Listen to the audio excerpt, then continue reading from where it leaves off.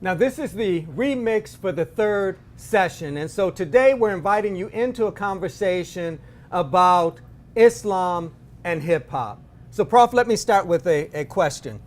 There's no doubt that Sunni Islam, Nation of Islam, Five Percenters, all of these have had an influence on hip hop, but it seems dominated by Nation of Islam and 5% thinking.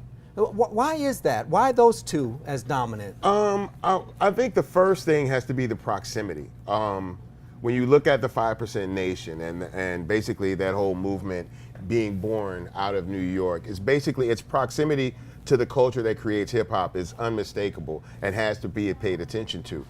The fact that a lot of the young men at the time that hip hop was growing were becoming part of this 5% Nation, a lot of lexicon and terminology from the 5% Nation kind of becomes inserted into hip hop, to the hip hop community, simply because some of the best people performing in hip hop at the time were 5%ers.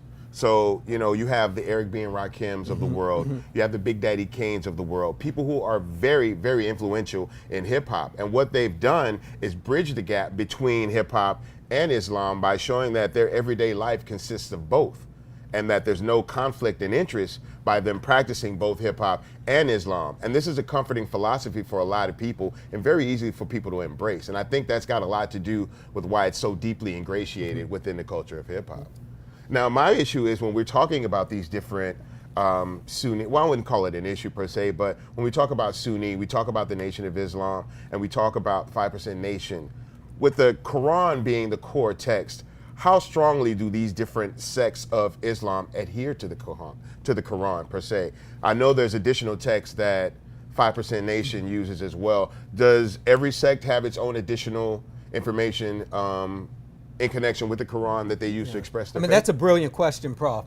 And Sunni Islam, this is easy, right? There's a deep reliance upon the Quran. In a literal sense. In a literal sense, that the Quran kind of guides thought and action. With the Nation of Islam, there's been limited attention to the Quran, particularly during the years prior to the death of the Honorable Elijah Muhammad. Their thinking and their actions revolved around his materials, his text, and his ability to show the truth of the Nation of Islam, even in the Bible. 5% Nation makes use of its own materials, in large part because of their thinking concerning who black folks are, gods and earths, right? So there isn't the same need to be told what to do. So they don't need a sacred text to tell them what to do. What they need are materials that help them decode, break down, deconstruct.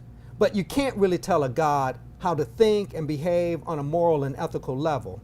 This is within the 5%. 5%ers. Gotcha. Man, my mind gets blown every time we do one of these. I hope we're blowing your mind as well. Thank you for joining us. We'll see you on the next session.